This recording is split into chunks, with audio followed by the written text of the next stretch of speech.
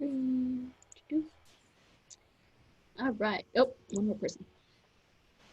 All right. As a visible disclosure, we'd like to inform any participants that any and all Zoom series is and will be recorded. The purpose of this is to provide the Zoom series to those who participated or missed out on the session. It is also provided the information for participants to refer back to. In addition to the visible disclosure, this statement will be orally stated at the beginning of each Zoom series, like I am right now, and I am going to stop sharing and hand it off. Okay. Well, welcome everybody. This is going to be an interesting session. I don't know if all of you got our email. Unfortunately, the person who was supposed to talk about owls, I found out this morning, was not able to join us today for a talk on owls. So I hate to disappoint you all, but I thought we could do something different. First of all, in honor of the owl topic, I was hoping that I could open it up to a discussion a little bit about owls, and then we can move on to something else. But I was wondering if anybody would like to share either their first experience seeing an owl, or what experience sticks out about an experience you had with owls, and what did you learn from it? And I'm happy to start it. I used to work a lot with owls in Maine and in Florida. I actually trained owls to the hand. But the coolest experience I had with owls was actually in Alabama.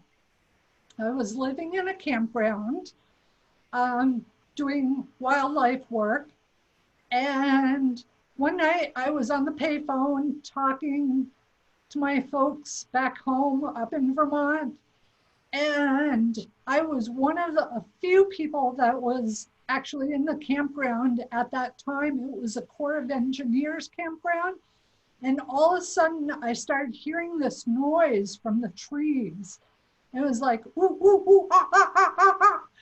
And it was just crazy. It was all over the place. It sounded like the forest had come alive with all these monkeys.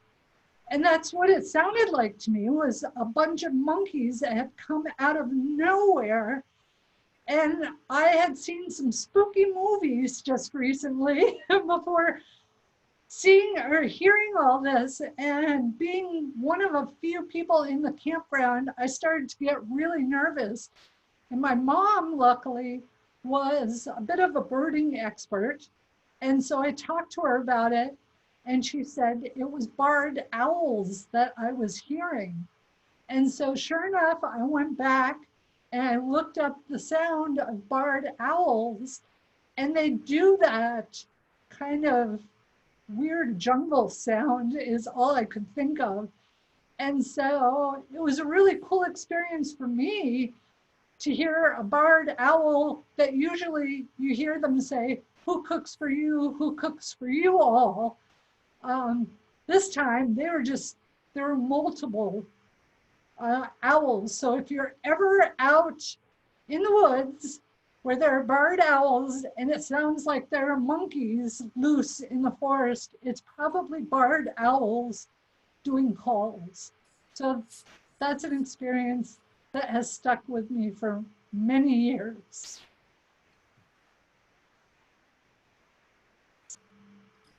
I know for me, I used to work for a company that owned a 20-acre property in the northwest corner of the San Fernando Valley. We were right next to the Chatsworth Reservoir.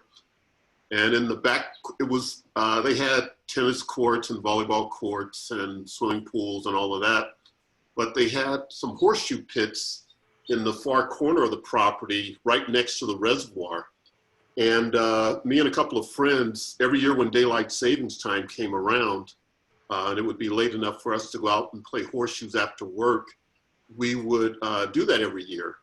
and I think we'd start in April, but there was a great horned owl nest somewhere on the property, and every year for years, there were some really large pine trees near where the horseshoe pits were, and every year we'd be out there playing, and in these tall pine trees, in one tree would be like 3 to 5 little owlets or whatever you call them sitting on a branch watching us. They were probably, I don't know, 50 feet up.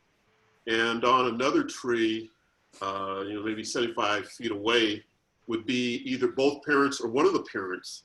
And they would just sit there and watch us. And it happened every year. And you'd know that, the owls have some new babies. But around the time that the sun would start to set, there were no lights out there. So then we'd have to quit. But every time the sun started going down, the owls would start hooting like something from a television show. With television and movies, you were never sure whether, whether they were using actual sounds. A lot of times it was just whatever was convenient or whatever they thought sounded best.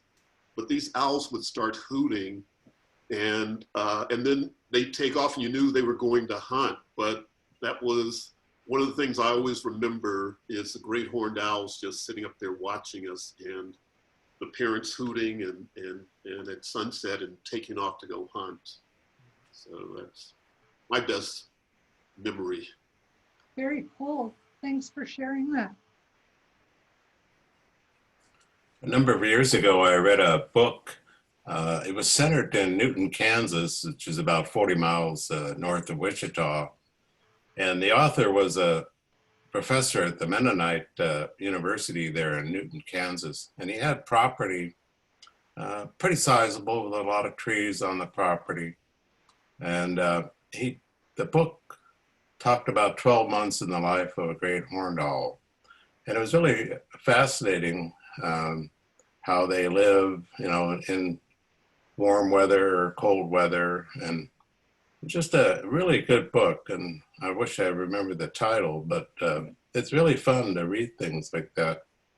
The other comment I'd like to make, when I first started volunteering at Rancho Sierra Vista, I routinely saw barn owls around dusk, and I haven't seen much of that activity in recent years, and I don't know if it's due to rodenticide. The same is true of red-tailed hawks. I used to see them in the park on a regular basis, and don't see that much either. So I wonder if rodenticide has really clobbered our predator birds. I've seen a lot more red-tailed hawks lately than the last few years. Like there's been a lot more this year, I feel like. We see a lot of red-tailed hawks flying over the Chatsworth Reservoir, usually in pairs as well, so I assume they're mating pairs. But, I invariably see them every day, so they're still there. So Good. Just not Rancho Sierra Vista, I guess. I guess so. Well, I wonder, and I don't know if this is true, there may be somebody in this group that could tell us if this theory is correct, but at Rancho Sierra Vista, we do have a breeding pair of great horned owls. And I don't know if there's some kind of competition going on between the barn and the great horned. Yeah. Well, we often see red-tailed hawks over here on my side of town in East Los Angeles, and I live in Mount Washington, and we see lots of hawks flying around, and then the crows and the hawks will sometimes be battling each other. You can see them diving at each other, and I've read that they're just protecting their nests and their young ones. But we do have owls out here too, and I wake up early in the mornings, and sometimes that's the only thing I hear is just the little hooting, really early. I mean, when I wake up in the middle of the night, that is, but like at 3 or 4 in the morning, I have heard just the sound of owls, but I don't know if they're barn owls or what they are. I think they're barn owls, but it's just always so nice to just, that's the only sound you hear in the middle of the night. There's something special about the owls. Mhm. Yeah.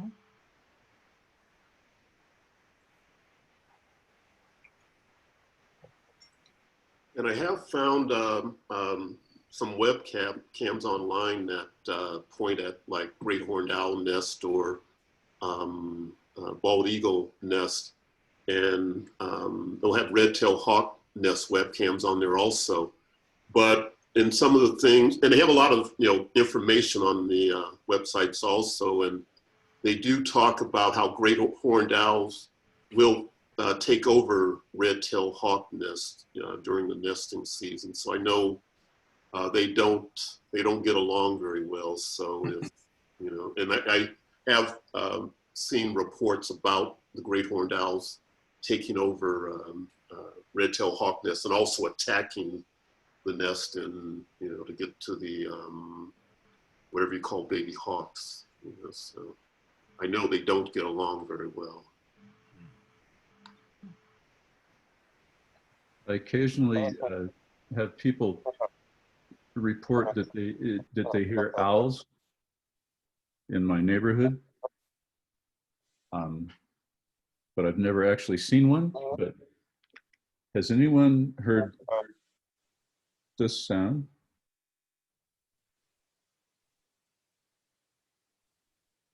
See if I can get it to come up here.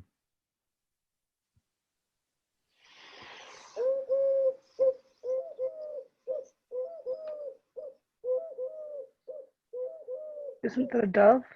I think that's the mourning dove. Yeah, it's dove. It's actually the Eurasian colored dove. Oh, And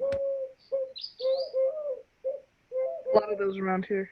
it's a large bird, and that particular recording there is actually sounds like a much smaller one, but some of them are really like whoo, whoo, whoo. So people think that there are owls all over the place, but Yeah, I know we have a lot of mourning doves around our neighborhood and Yeah, a lot of doves. backyard as well. And when I first heard them, I thought they were owls, but then I realized that no, they're mourning doves, and they do make it sound just like Kerry played there. Very, very ooh, ooh, ooh, ooh, ooh.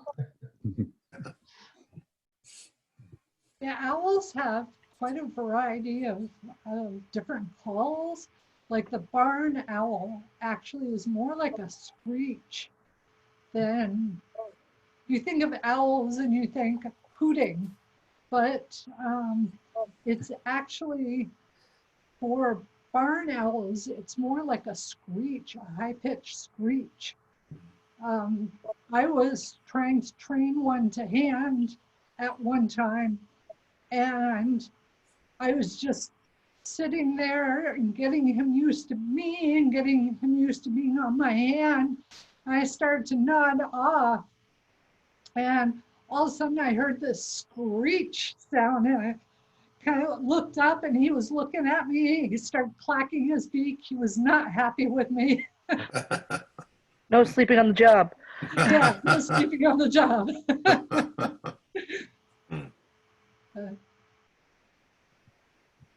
I've Like been Project- fortunate enough to enjoy owls in the evenings and mornings and for decades, and families, and they're such a pleasure. There's something very calming about them. I'm reading Sibley's latest book, and just had read that most people think owls are quite smart amongst bird species. And he says, actually, they aren't, which he didn't go into any more detail, but I found that interesting. I'm not sure why he says that. But yeah, there used to be barn owls in the barn at RSV.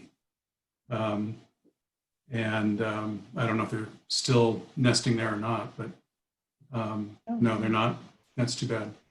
And the white-tailed kites, are they around? No? Yes, they are. I've heard reports of them. Good, good. One morning, and I hear whippoorwills or poor wills as well, which is another cool nighttime sound, crepuscular sound. But one morning early, I heard a sound I'd never heard before, and I figured it must have been an owl.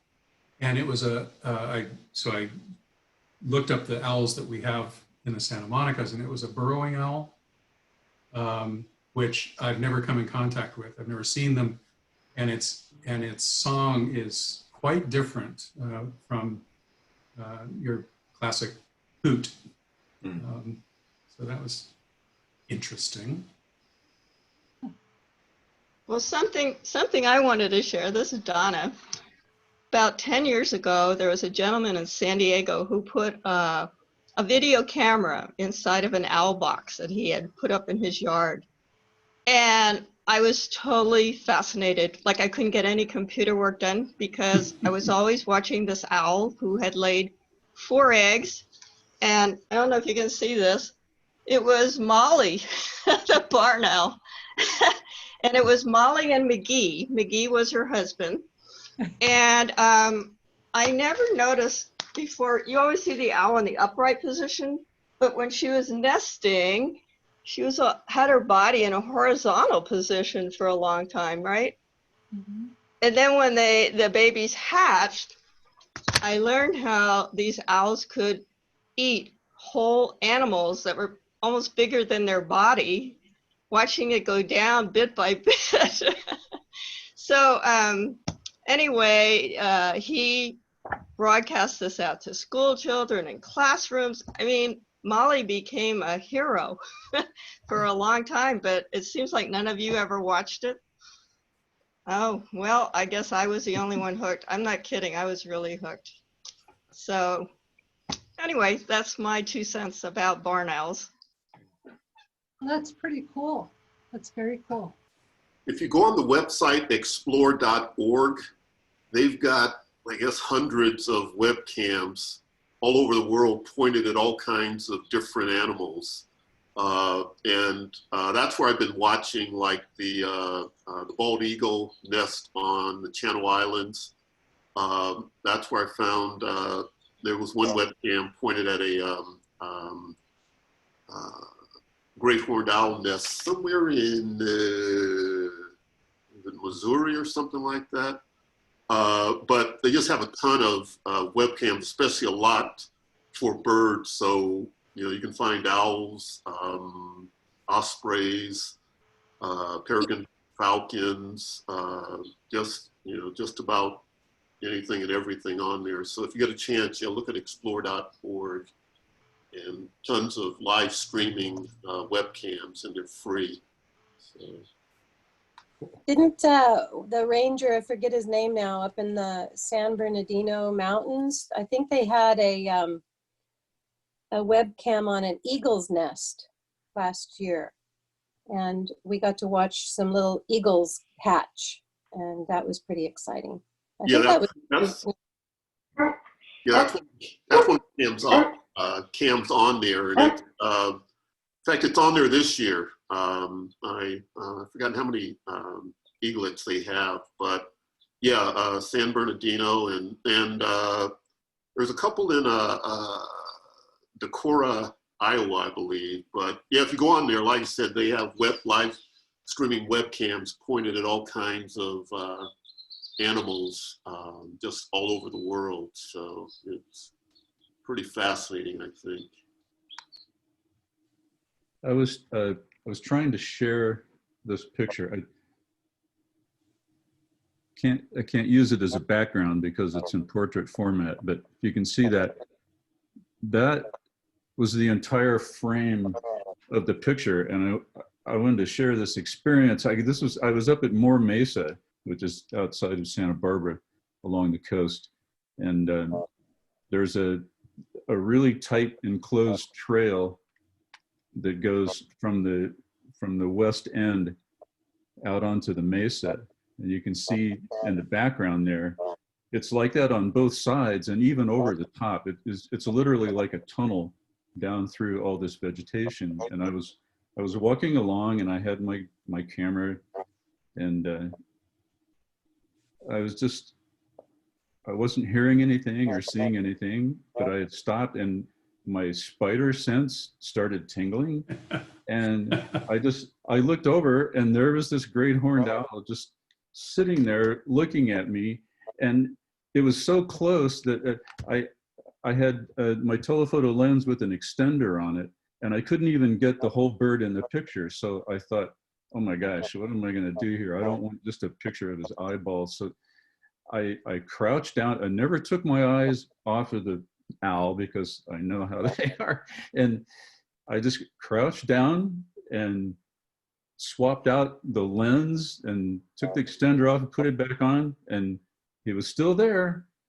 And so I took about 15 frames before it actually gave me this, "Are you done yet?" look. Yeah. And I just sort of said, "Yeah, I'm done," and walked off, and it was just still sitting there. It was like the weirdest thing. It's funny, I see photographers, I go, these big birding spots, and you can always tell when somebody has found an owl. It's called sitting, an owl sitting, because there'll be like 30 photographers sitting there with their cameras on tripods, and they don't want to get out of the way, even though that owl is going to sit there for hours and never move. So they're getting the same picture over and over and over again. But photographers get really excited when they can catch an owl in the daytime with any kind of light like that. And I have some other pictures from Bosque del Apache in New Mexico where I was leaving the preserve at night. It was completely pitch dark, but I could see an outline of a great horned owl sitting in a tree. So I got out my flash unit and I thought, what have I got to lose? And I took a shot and it looked like daytime. It was pretty cool. But yeah, it's funny. If people could actually know where all the owls are, they'd be shocked, because they're all over the place. You just don't see them. There's at least one older barn owl that hangs out in the trees by King Gillette Ranch, and they're there all the time. There's a few of the people that come to my bird walks know where to find them, but they're always there.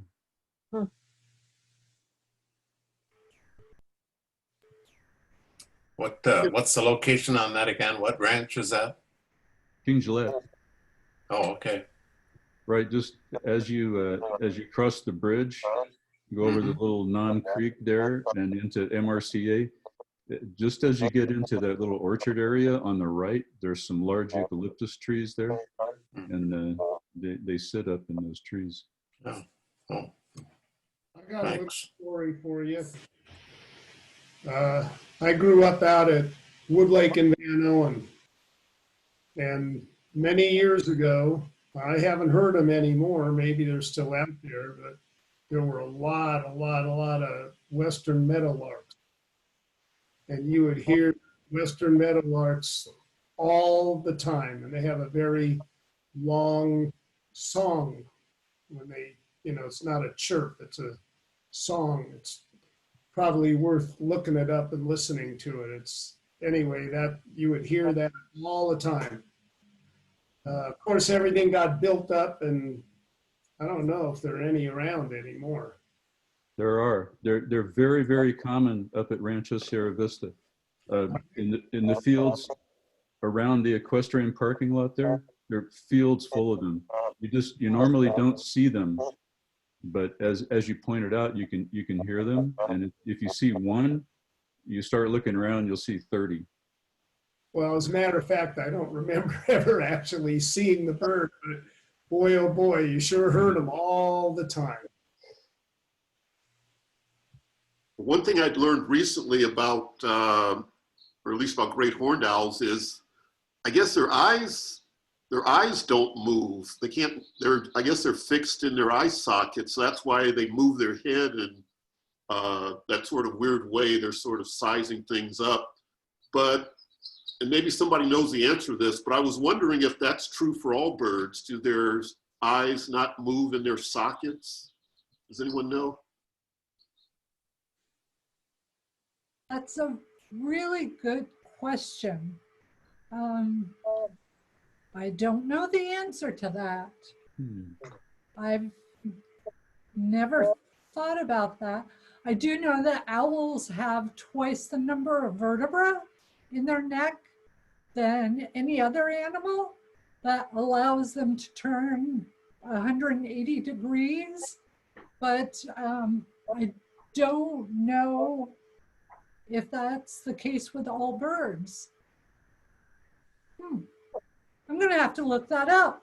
And I looked it up because in watching this one great horned owl nest where they had 3 small baby owls, they do this head bobbing motion, which I couldn't figure out what in the world they were doing. So I think I searched for why do owls move their heads, you know, in a funny way or something like that. And it came up that, yeah, their eyes are fixed in the socket, so they can't turn them side to side or up and down. So they move their head around, and it's sort of, you know, forward and backwards, up and down, and it's their way of taking in whatever it is they're looking at and sizing it up. I imagine it's tied into their hearing. I just looked it up, and this says owls can't move their eyeballs. That's because owls don't have eyeballs at all. Instead, their eyes are shaped like tubes held rigidly in place by bones. It goes on, more information, so pretty interesting. I'm looking at Sibley's book here on, not the guide, but on bird life and behavior. And he says that birds' eyes are so large relative to their skulls that there is no room left to rotate them as mammals can. Birds must turn their heads frequently to align their field of view. So it sounds like all birds. Yeah. And that's an excellent point that in years, I've never heard anyone ask that question. That's great. Yeah, that's a great question. And thanks, Carrie, for looking up the answer. I will tell you that head bobbing that they do is, it's called triangulation. And I don't want to ruin, our guest speaker will come back at a later date to do an owl program, so I don't want to ruin too much of her program, but it is called triangulation, and Ralph's exactly right. They're using their hearing to figure out where that noise is coming from, and so that they can figure out how far away it is and where it is, so that they can, if it's prey, they know how to get it. Because they hunt more from their hearing than from their sight. So. And somebody wrote, Gary wrote, one night hike, a large owl tried to pick off our 17-pound Jack Russell Terrier. That was probably a great horned owl. I suspect that sometimes when I see these signs up for small dogs, I usually figure it's coyotes, but we do have at least a couple owls right here. And I suspect that some of these dogs are getting picked up by them too. Yeah, small dogs, cats are good prey items for great horned owls.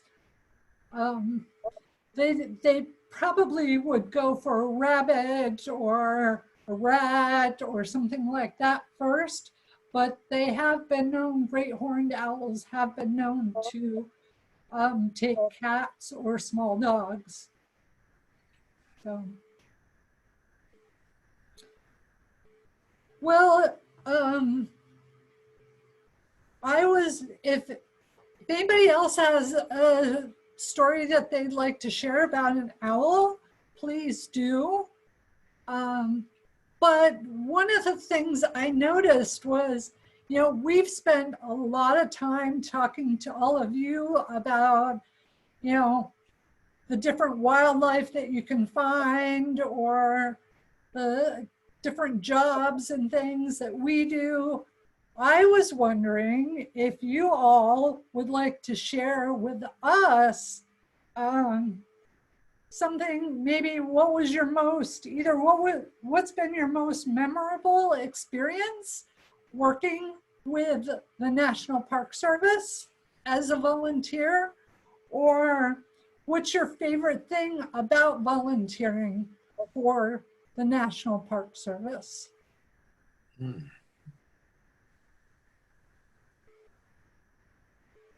Or maybe nobody has a favorite thing. You know, personally, you know, I got into volunteering through the interpretation activities, but more recent years, I've gotten into the education programs, and I am just absolutely over the moon about working with the kids. I have pictures of these fourth graders. I have one at Peter Strauss Ranch from a few years ago where a little 10-year-old girl, the first one off of the school bus, and she runs out to the grass, the nice green grass there, and just went. And I thought, this kid has never seen this before, you know, and it just blows my mind. And when we do the education programs there at Satwila, and we take the kids up on the hill above the pond there, and we just have them stop and have a moment of silence. And it's amazing to watch the expressions on their faces. It's the most rewarding thing I think I've ever done, really. I absolutely love it. Thank you for sharing that. Well, it's very true. I'll backpack on or piggyback on that one, because I've also participated with the fourth graders in Ernest E. Debs Park out here in East LA, as I mentioned before.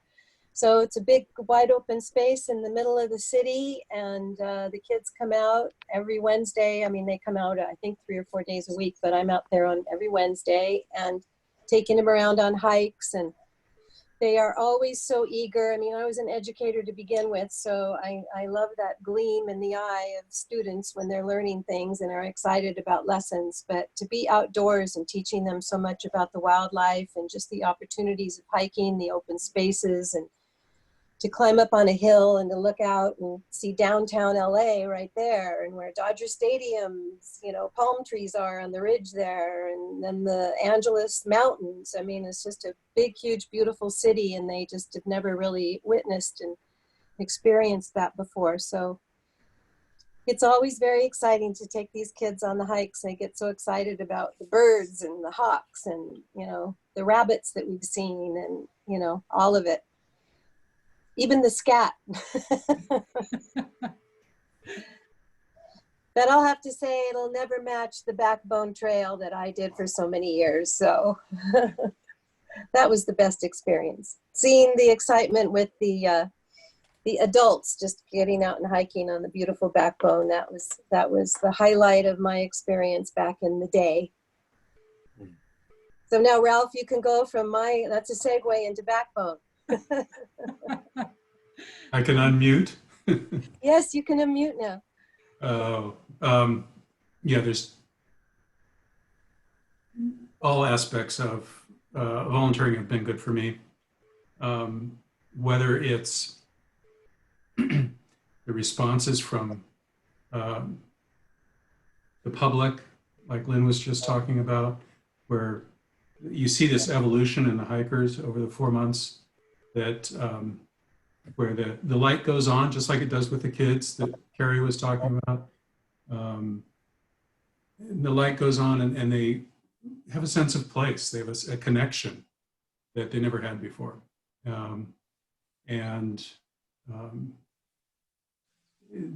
They blossom, which is wonderful. But to be in a synergistic environment with other volunteers and working and evolving is also, that dynamic is tremendous to be a part of. And then you ice all of that with the staff, regardless of who they are, what their capacity is. They're all willing and happy to participate in making the programs better. I have found. I've dealt with PSRM a fair amount.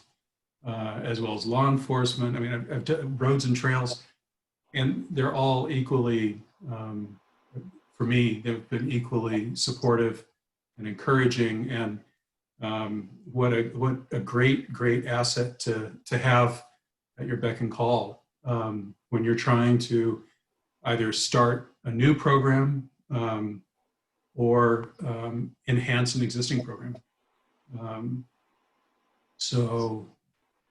I guess coming back full circle is I've learned a hell of a lot. And I like that. I like that. A couple things I might share. I like at Rancho Sierra Vista, east of the pond there, oftentimes I'll go about a half mile east of the pond near the visitor center. And I think I was told that Woody Schmeck said that was his favorite part of the park when he was superintendent there at the park. And I love to this day just to stand there. And it's normally quiet. Sometimes with the east wind, we'll have freeway noise. But normally it's very quiet. And I just like to stand there and make a 360 and just take in whatever is in view, certainly Boney Mountain and all the terrain on the full circle.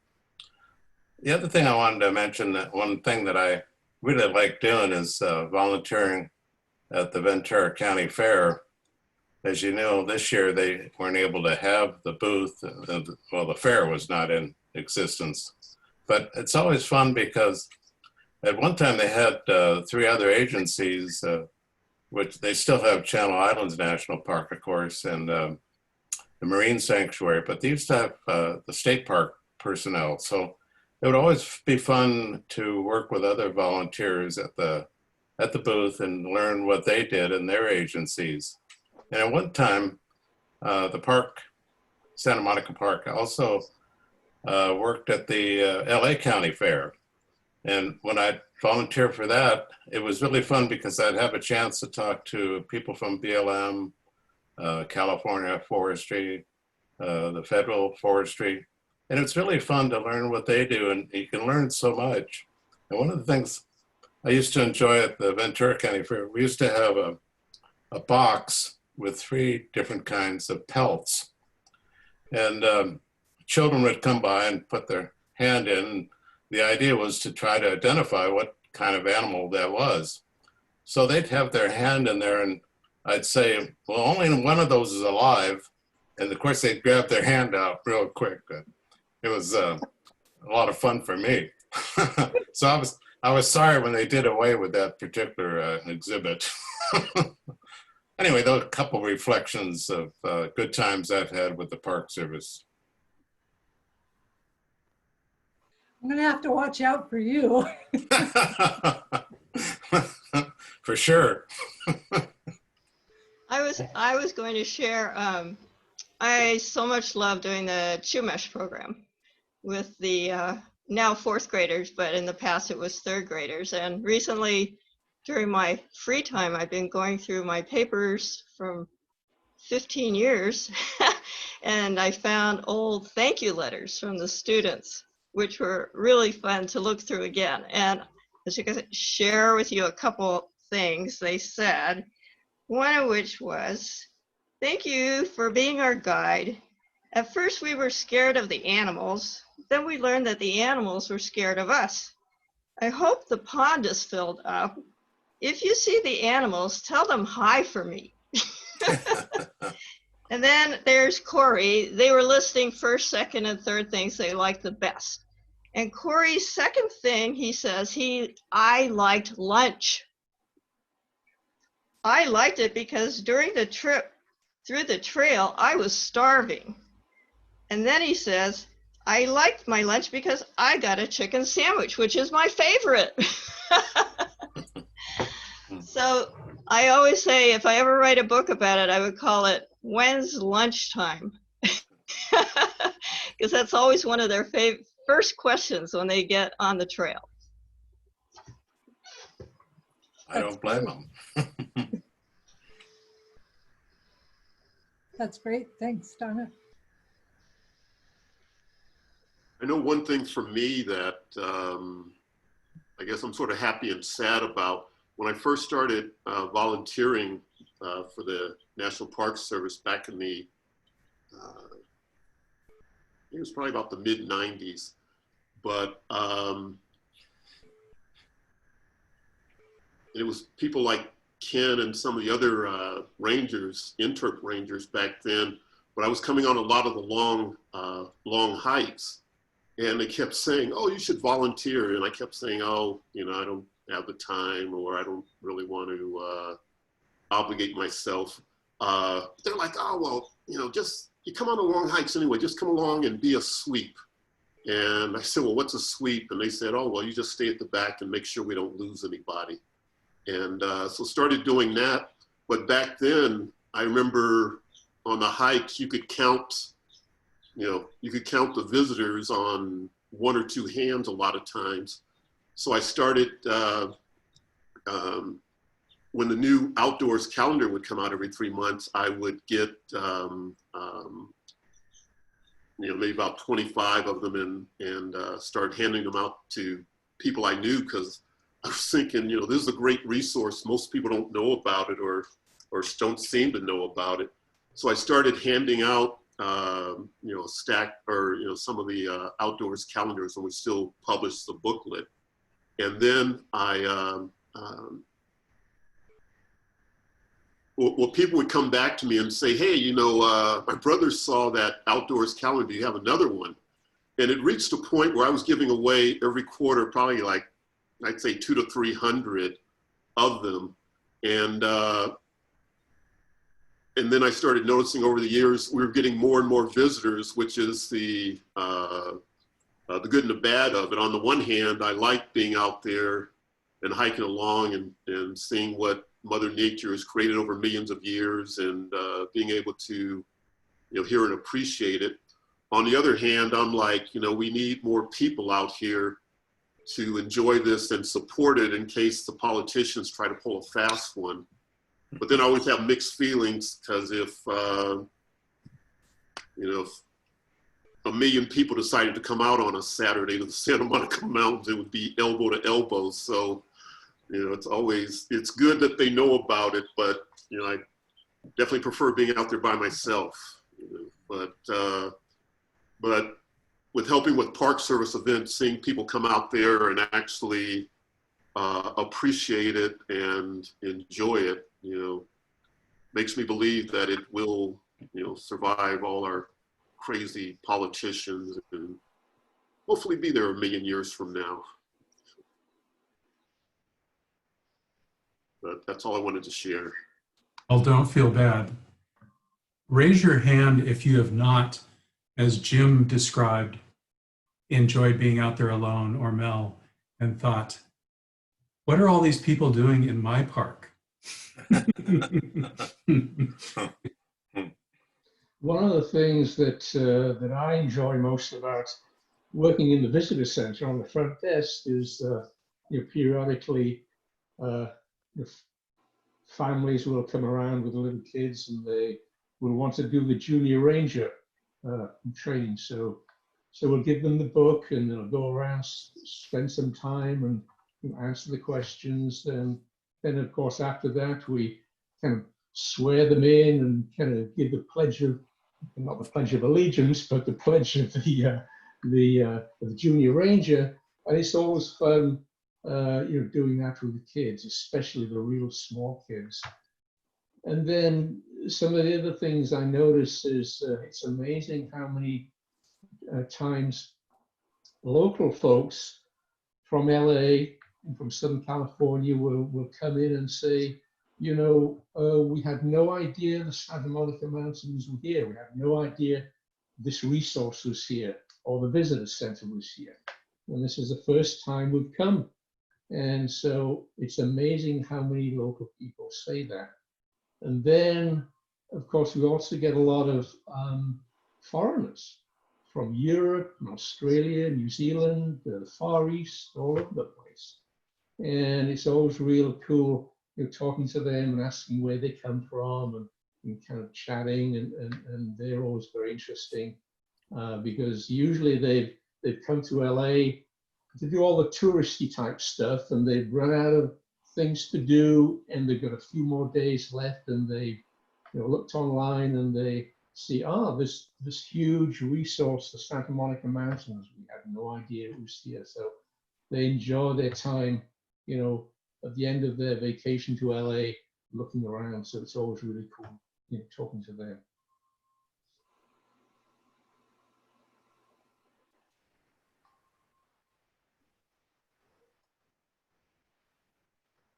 Well, thank you, Phil, for sharing that. It's rewarding for me to hear about your experiences, because it inspires me to keep doing what I'm doing. I mean, I also volunteer, believe it or not, for the Park Service on Sunday mornings. And I used to volunteer when I was in elementary school. I helped my folks out. We'd go as a family and do volunteer work. And so volunteering has always been part of my life, and different places that I've lived, I've always found ways to do volunteer work. And I have to admit that I never in my life ever thought I'd be a volunteer program manager. But here I am today. And one of the things that I really enjoy is working with all of you, because you bring such great insight and perspective and great ideas and help us in so many ways other than, doing what we ask. You also bring so much more to the plate.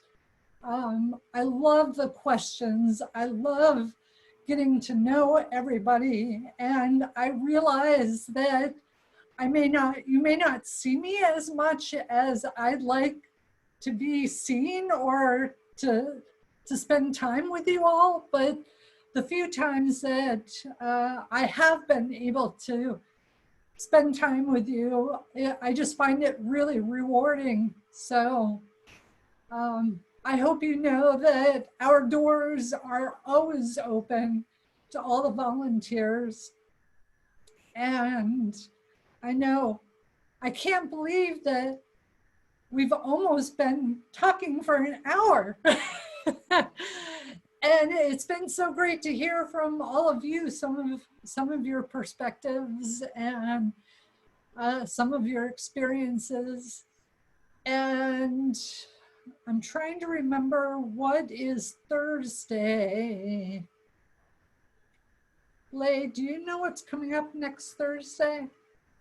Yes, it is going to be the Supporting English Language Learners with Channel Islands.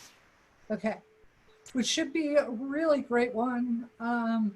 Bonnie, who was working here at Santa Monica Mountains, is now at Channel Islands, and she'll be coming back and doing that talk. So I apologize that we couldn't give you a full-blown OWL program today, but I hope that you've enjoyed getting to learn a little bit more about what each of us does and hearing from different people our experiences with owls and volunteering and things like that. Does anybody have any last minute questions before we head off for our lunches or our other duties, or spend the rest of the day maybe in a hammock outside? Anybody have any last minute? Yeah, I have a further comment. The years that I've been volunteering with the park, I really enjoyed meeting the different rangers, and some have worked at a variety of previous parks, and we'll talk about that aspect, some of which I've been to, some of which, of course, are new to me.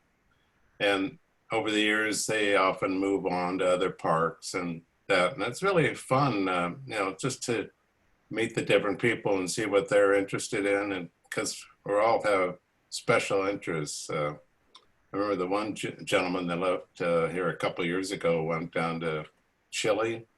I guess that was Anthony. He was an excellent birder.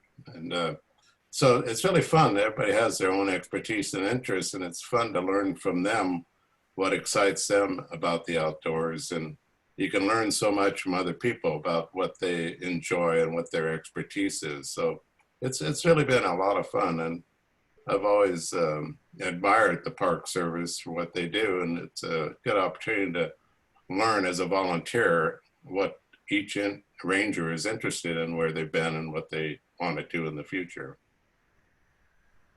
I remember, like Ken, he was an excellent educational ranger, and now he's moved over to law enforcement. And, it's really fun, the different things that people go into.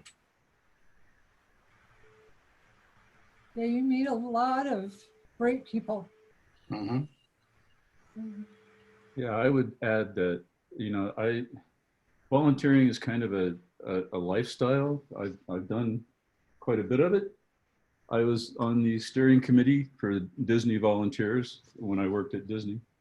And, that was very cool, going out and painting churches and playground repair and stuff like that, community stuff. But I got to say that my association with the National Park Service people has been the ultimate for me of all the things I've done in my life. And I've done a lot of things. This has been an experience for me, not only as far as how much I've learned from staff people and whatnot, but how much they've accepted me and all of us volunteers as peers.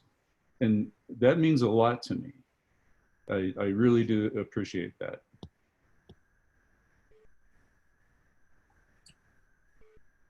I would opine that all of our successes and self-enrichments, and successes with other people in creating better stewards and neighbors, is really contingent on the quality of the resource. And that whatever we're doing is only as good as the resource. And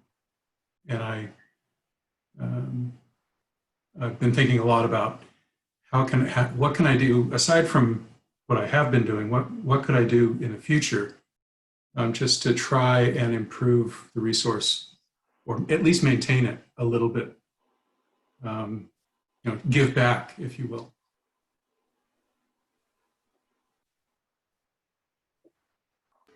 Well, all of you have given so much. It's volunteering. Volunteers are really a special group of people because there's so many things competing for everybody's time, and yet you all chose to give of your time to make things better for other people, help them learn about the resource, help keep them protected, help protect the resource. So, you guys are just a special group of people. Volunteers are. A lot of people go through their lives and don't give back to their communities, but you all are giving back to your communities and to your parks. So we thank you all. And,